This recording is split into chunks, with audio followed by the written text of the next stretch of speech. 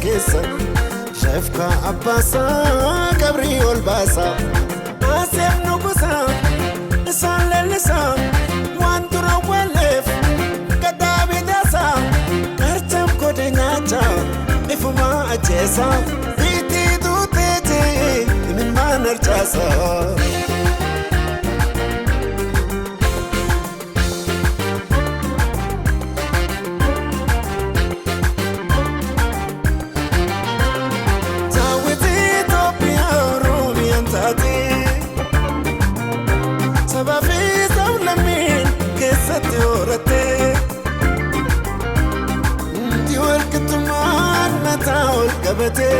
Shalalaf kamachun Galuman jirate Hordofton nugusa Hordofton niyaze Adu satidite Malchale chasafu Guta tuadule Yabdi saka Kamfaran jilole Dira guyatiki Kanam gombolole Mega usne mele Sanawan walale Hadu patu hakni Hadu guya kane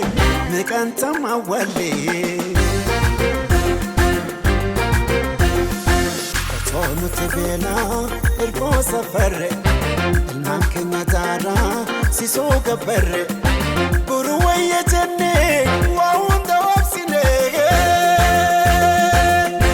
Abo jarre manu ndivde Aboja rimanu nivne Aboja rimanu nivne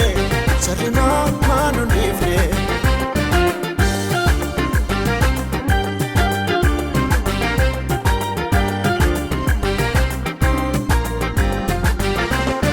Faru farisa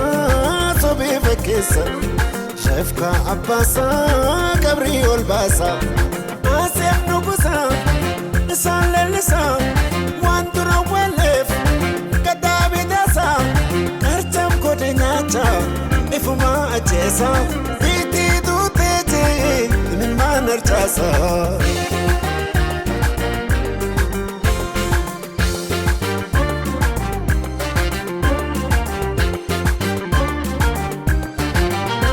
Lafatu famuna Daluta tulama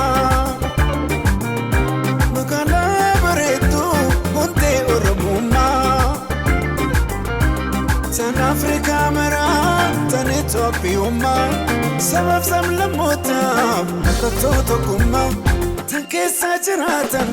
kayti gamadan ekachun dirkama wargibum bene oduga tamale mirayna fati gubate bilbile Ethiopia tezan tamini walale Tinya datararte Akka warji ifte Akka adubati Ifte wala kifte Afrika bons ifte Atonu tibela Ergo safare Ilman kenya dara Siso gabare Buruwaya jane Wawunda wapsine Aboja manu ndivne Manu ndivne Aboja rimanu ndivne Aboja